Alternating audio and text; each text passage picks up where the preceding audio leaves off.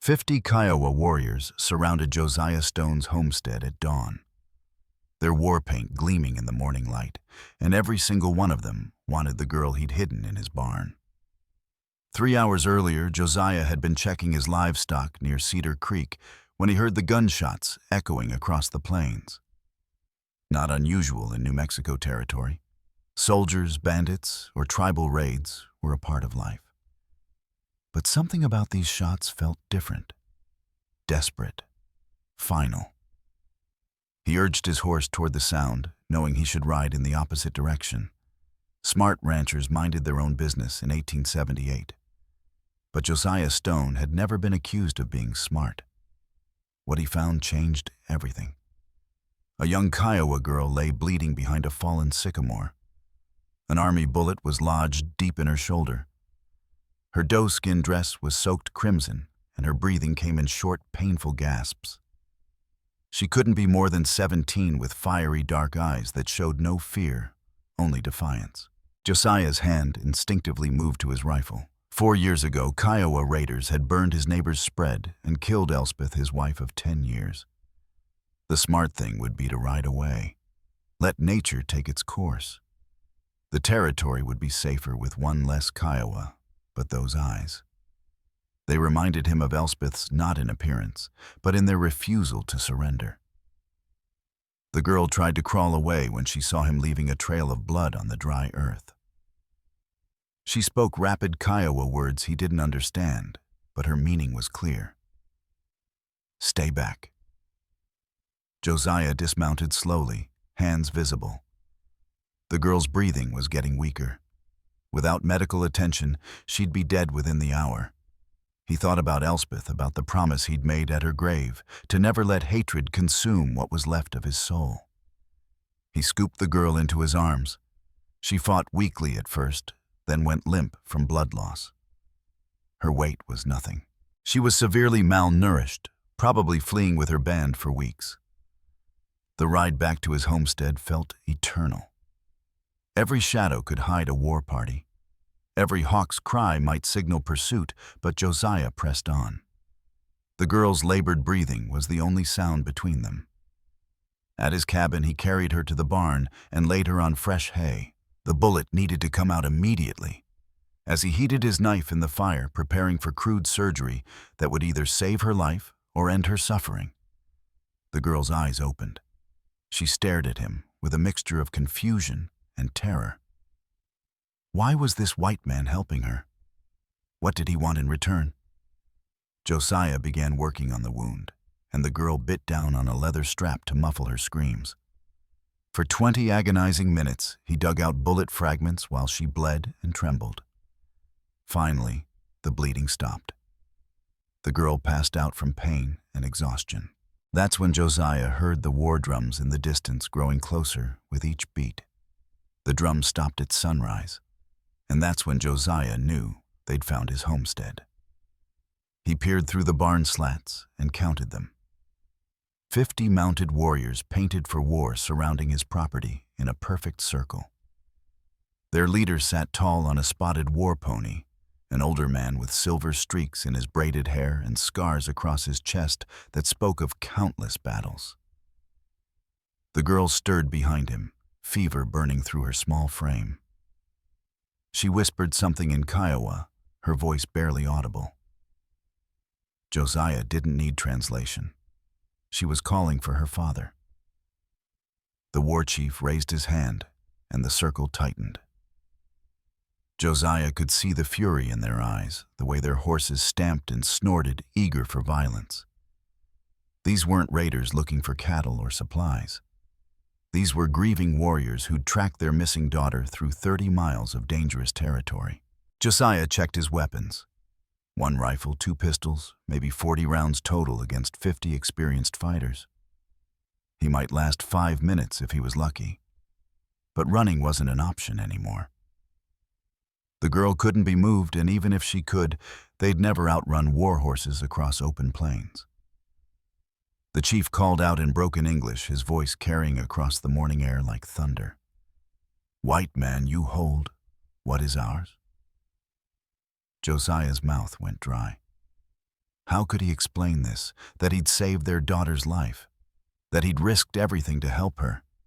In their eyes, he was just another settler who'd taken something precious from them.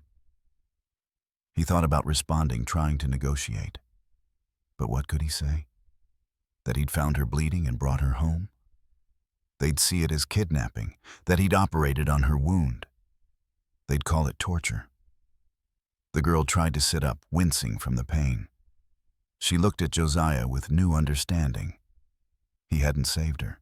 He'd made himself a target. Now both of them would die because of his misguided compassion. "Tala!" the chief shouted, and the girl's eyes filled with tears. She tried to call back, but her voice was too weak to carry. Josiah made a decision that would haunt him. He stepped out of the barn with his hands raised, leaving his weapons behind.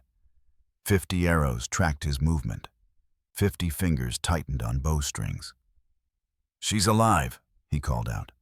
"Your daughter is alive, but she's hurt bad." The chief's expression didn't change.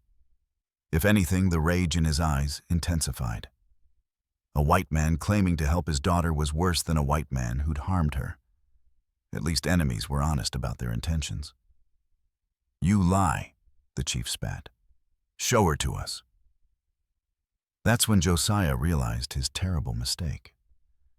If he brought Tala out, they'd see the crude surgery, the blood-stained bandages, the way she could barely stand. To them it would look like torture, not treatment. But if he refused to show her, they'd storm the barn anyway, and the violence would be uncontrollable. Behind him, Tala was struggling to her feet, determination overriding her pain. She had something to prove to her father, something to say that might save both their lives. The question was, would she defend the man who'd saved her, or would she condemn him to save herself? Tala stumbled from the barn, clutching her bandaged shoulder, and spoke 3 words in Kiowa that made her father's war paint seem to drain of color. "He saved me." The chief's stallion reared as he processed what his daughter had said. For a moment, the only sounds were wind through prairie grass and leather creaking as 50 warriors shifted in their saddles, uncertain now about their mission of vengeance. But Josiah could see it wasn't over. The chief's lieutenant, a younger warrior with angry eyes, was whispering urgently in their leader's ear. His gestures toward Josiah were clear. This was still a trick, still a trap. Tala took 3 shaky steps toward her father and collapsed. The fever was consuming her, and the effort of standing had drained what little strength she'd recovered. Josiah instinctively moved to help her, but 20 arrows swung toward his chest. "Don't," the chief warned in English.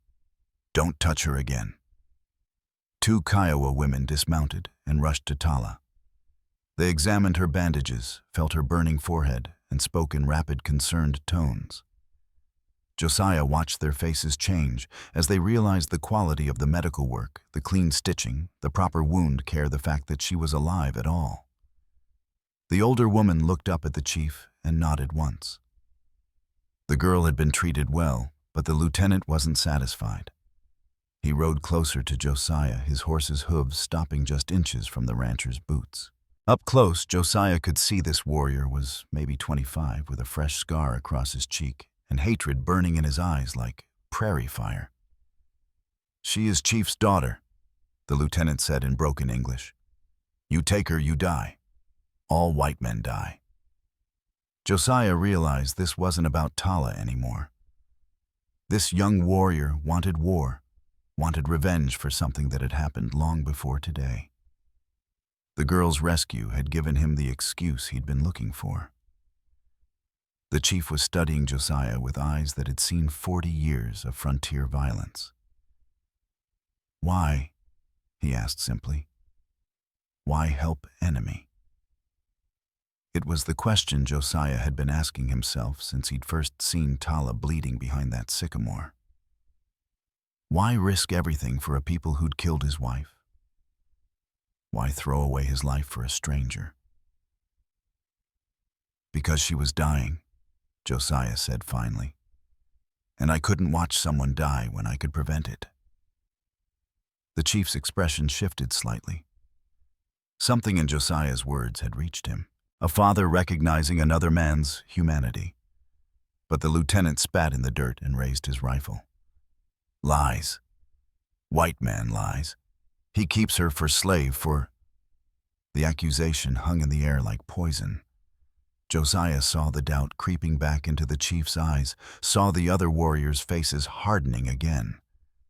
That's when Tala spoke again louder, this time her voice carrying across the silent homestead. Whatever she said made the lieutenant's face go white with rage. And then she said something else that made her father reach for his tomahawk. Tala had told her father that the lieutenant was the one who'd led her into the army ambush, and now the young warrior was reaching for his knife. The truth exploded across the homestead like lightning. The chief's tomahawk wasn't meant for Josiah. It was for the traitor who'd gotten his daughter shot. The lieutenant had been feeding information to the cavalry trading Kiowa lives for army gold. And Tala had witnessed his betrayal. "You speak lies, girl," the lieutenant shouted, but his voice cracked with panic. "Fever makes you crazy." 3 other warriors were already moving to surround the lieutenant. Whatever Tala had said was specific enough, detailed enough, that her father believed every word. The chief's face had transformed from anger to a cold, deadly rage that made the morning air feel like winter. But the lieutenant wasn't finished. Desperate men make desperate choices, and he'd rather die fighting than face Kiowa justice for treason. His rifle swung toward Tala, intent on silencing the only witness to his betrayal. Josiah moved without thinking. 4 years of grief and guilt exploded into action as he tackled the lieutenant from his horse. They hit the ground hard, rolling through dust and prairie grass, fighting for control of the weapon. The homestead erupted into chaos. Horses reared and screamed. Warriors shouted contradictory orders. Some wanted to shoot Josiah for attacking their brother. Others wanted to help him stop a traitor. Josiah felt the lieutenant's knife slice across his ribs, but adrenaline numbed the pain. This was the fight he'd been preparing for since Elspeth's death. Not against innocent people, but against the kind of evil that destroyed everything good in the world. They rolled again, and the lieutenant ended up on top, pressing his blade toward Josiah's throat. The young warrior's face was twisted with rage and desperation. "You should have minded your own business, white man." Josiah bucked upward, throwing the lieutenant off balance. His hand found a rock the size of his fist. One swing connected with the traitor's temple, and the knife clattered away across the dirt. The lieutenant lay still breathing, but unconscious. Blood trickled from his head wound onto the earth that had seen too much violence already. Silence settled over the homestead like a heavy blanket. 50 warriors stared at the white man who'd just risked his life to protect their chief's daughter from one of their own. The chief dismounted slowly and walked to where Josiah knelt, breathing hard from the fight. For a long moment they looked at each other. 2 men who'd lost too much, seen too much, but still recognized honor when they saw it. "You fight to protect my daughter," the chief said simply. "I'd do it again," Josiah replied, surprising himself with the truth in those words. The chief nodded once, then spoke rapidly in Kiowa to his warriors. Half of them dismounted. The other half began preparing to leave, but not in the way Josiah had expected. Tala was being helped onto one of the horses, despite her protests. She looked back at Josiah with something he hadn't expected to see, gratitude mixed with genuine sadness. But the chief wasn't done with his surprises. He pulled something from his belt and held it out to Josiah. It was a medicine bag, decorated with intricate beadwork. "My daughter says you have lost wife to our people," the chief said quietly. "This cannot bring her back, but it can protect you from dying before your time comes naturally." Josiah stared at the offering, understanding the weight of what was being given. This wasn't just a gift, it was an adoption into protection, a promise that this band would never raid his land again. But as he reached for the medicine bag, gunshots erupted from the ridge overlooking his homestead. 20 cavalry soldiers appeared on the ridge with rifles aimed at the Kiowa below, and their commander was shouting orders to fire at will. The trap had been perfectly planned. Someone had told the army about the Kiowa war party surrounding Josiah's homestead, and now 50 warriors were caught in the open with nowhere to run. The lieutenant's betrayal ran deeper than anyone had realized. "Take cover," Josiah shouted, but the Kiowa were already moving with practiced efficiency. Within seconds, they'd transformed from a ceremonial gathering into a fighting force, using horses and buildings as shields against the rifle fire raining down from above. The chief grabbed Tala and pulled her behind Josiah's water trough, just as bullets splintered the wood inches from her head. She was too weak to fight, too fevered to run, and now she was trapped in the middle of a massacre. Josiah realized with sick clarity that this was exactly what the lieutenant had planned. Get caught helping a Kiowa girl draw the war party to his homestead, then signal the cavalry for a surprise attack. The traitor would be hailed as a hero for leading the army to a decisive victory. But he hadn't counted on being exposed as a double agent. Now he was unconscious in the dirt, while his carefully orchestrated betrayal played out around him. A Kiowa warrior cried out as a bullet found his shoulder. Another's horse screamed and collapsed, pinning its rider's leg beneath its weight. The cavalry had the high ground and superior firepower. But the Kiowa had something more valuable. Nothing left to lose. "Stone." The cavalry commander's voice carried over the gunfire. "Step away from the hostiles. We're here to rescue you." Josiah looked at the Kiowa warriors around him, men who'd been ready to kill him an hour ago, but were now fighting to protect his property from destruction. The chief caught his eye and nodded toward the house. "Go," the chief said simply. "This is not your war." But Josiah was already moving toward his cabin, not to surrender, but to retrieve his rifle and ammunition. The army thought they were rescuing him. They were about to learn that some rescues weren't wanted. He burst through his front door and grabbed his Winchester along with every box of cartridges he owned. Through his window, he could see the Kiowa taking defensive positions around his barn and outbuildings, turning his homestead into a fortress. When Josiah emerged with his rifle, several warriors stared in disbelief.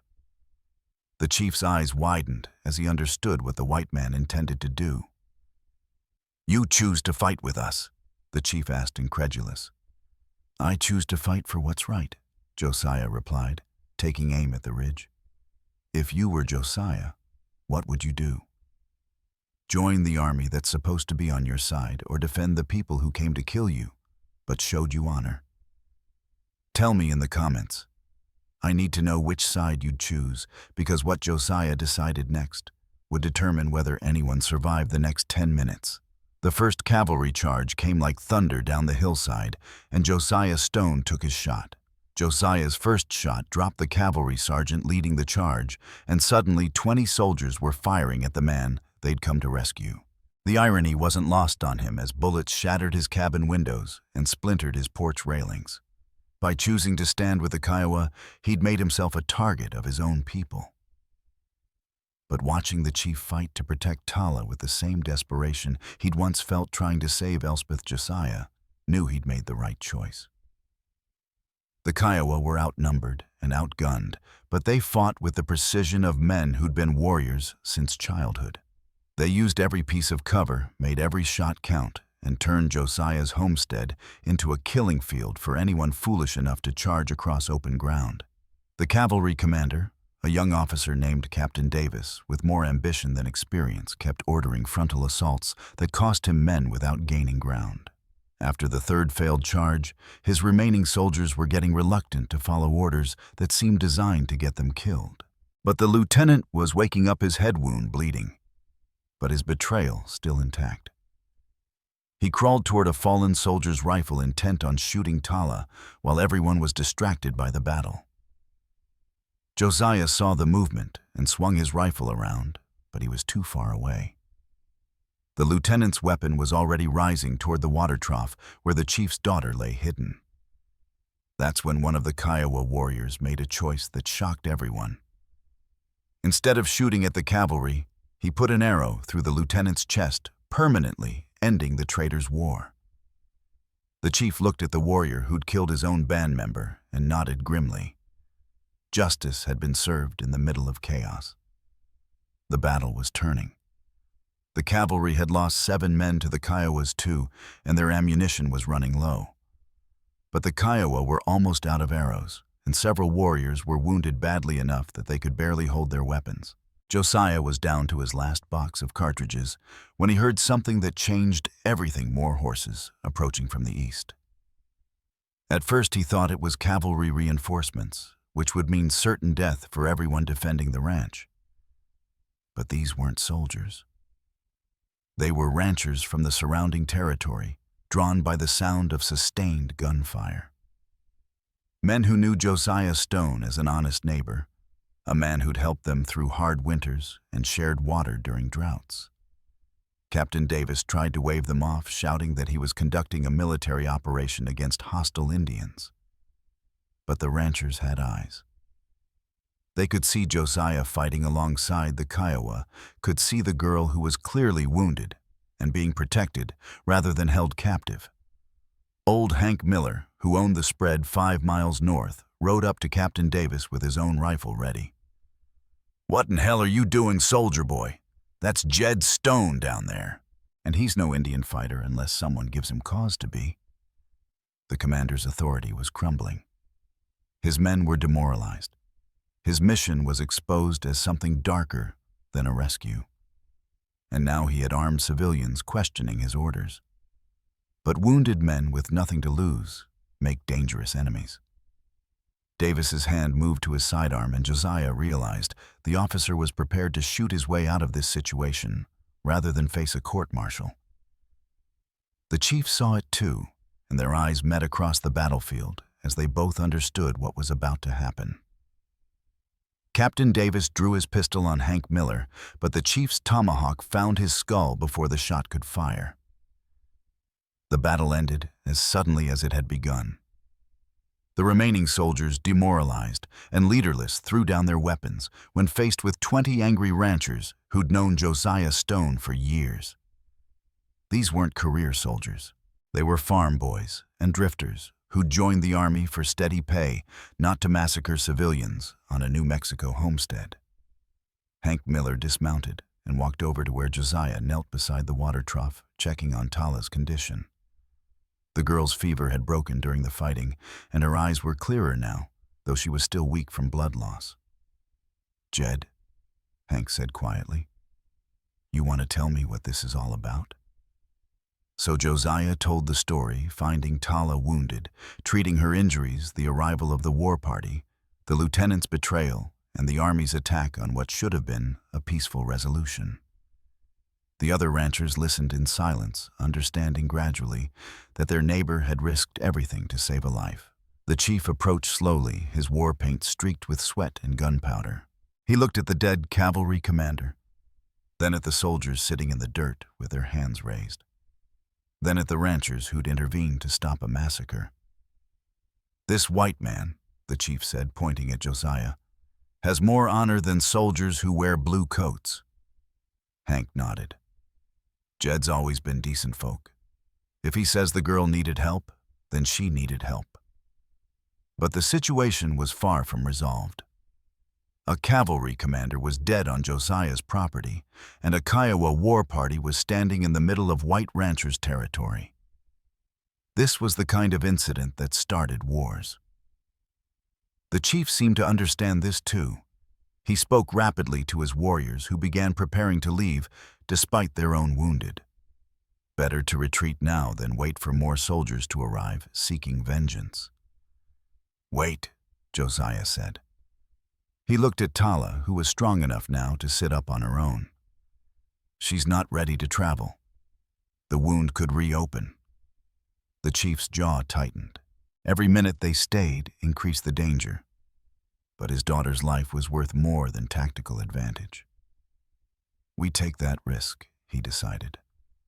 But Tala had something to say about her own fate. She struggled to her feet and spoke in Kiowa, her voice carrying the authority of a chief's daughter, despite her youth. Whatever she said made her father's eyes widen with surprise. She was refusing to leave. She was claiming sanctuary at Josiah's homestead under Kiowa law, putting herself under his protection until she was fully healed. The chief looked at Josiah with an expression that mixed respect with deep concern. She chooses to trust you with her life. He didn't need to finish the threat, but he also handed Josiah the medicine bag he'd offered earlier, sealing a bond that would change both their lives forever. That's when they heard the sound of more cavalry approaching from 3 different directions. The approaching cavalry turned out to be Colonel Blackwood from Fort Sumner, riding with 2 companies and a white flag. He'd come to negotiate, not to fight. Blackwood was old Army, a man who'd seen enough frontier violence to know the difference between justice and massacre. When he surveyed the scene at Josiah's homestead, the dead soldiers, the Kiowa warriors, and the ranchers standing together, he understood immediately that something had gone very wrong with his subordinate's mission. Captain Davis was ordered to investigate reports of a kidnapping, Blackwood said carefully, not to engage in open warfare. Hank Miller spat tobacco juice in the dirt. Your boy Davis was fixing to shoot me for asking questions, Colonel. If that chief hadn't put a tomahawk in his skull, we'd be burying white folks too. The colonel's experienced eyes took in the scene. Tala's medical bandages, the way the Kiowa warriors were protecting rather than threatening her. This wasn't a kidnapping. It was a rescue that had turned into a political nightmare. But Blackwood had survived 30 years of frontier politics by finding solutions that satisfied everyone's honor without starting wars. He looked at the chief, then at Josiah, then at the medicine bag hanging from the rancher's belt. It appears there's been a misunderstanding, he said diplomatically. The Army received information that a white settler was holding a Kiowa girl against her will. Clearly, that information was incorrect. The chief nodded slowly. White man saved my daughter's life. We came to honor this act, not to make war. And yet, soldiers are dead, Blackwood observed. Because they attacked while we spoke of peace, the chief replied. Your captain fired first. Blackwood could see the political calculation. Both sides needed a way to end this without losing face. The truth was messy, but the solution could be simple. I propose this, Blackwood said. The Army officially records that Captain Davis exceeded his authority. The Kiowa returned to their territory with our apologies for the misunderstanding. Mr. Stone continues his life as a respected member of this community. It was a face-saving lie that everyone could live with. But Tala still refused to leave until her wound fully healed. For 2 weeks, she stayed at Josiah's homestead under the protection of both Kiowa law and Army guarantee. During that time, something unexpected happened.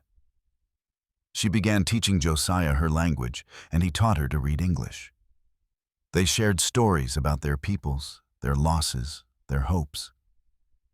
When she finally left, riding strong and healthy back to her father's band, both of them had changed. The chief kept his word. For the rest of his life, no Kiowa ever raided Josiah Stone's land. More importantly, when other settlers faced conflicts, they often came to Josiah as a mediator, the white man who'd earned the Kiowa chief's respect. Tala grew up to become a peace negotiator between her people and the encroaching settlements, using the reading skills Josiah had taught her to understand treaties that previous generations had signed without comprehension. And Josiah. He never remarried, but he was never alone. His homestead became a neutral ground where Kiowa and white settlers could meet safely. The medicine bag the chief had given him still hung from his belt when he died peacefully 30 years later, surrounded by neighbors both white and Kiowa, who mourned the passing of a man who'd proven that sometimes the right choice is the hardest one. Now click on the video on the screen to hear a story even better than this one, with an ending so surprising you won't forget it anytime soon. Click on the video now.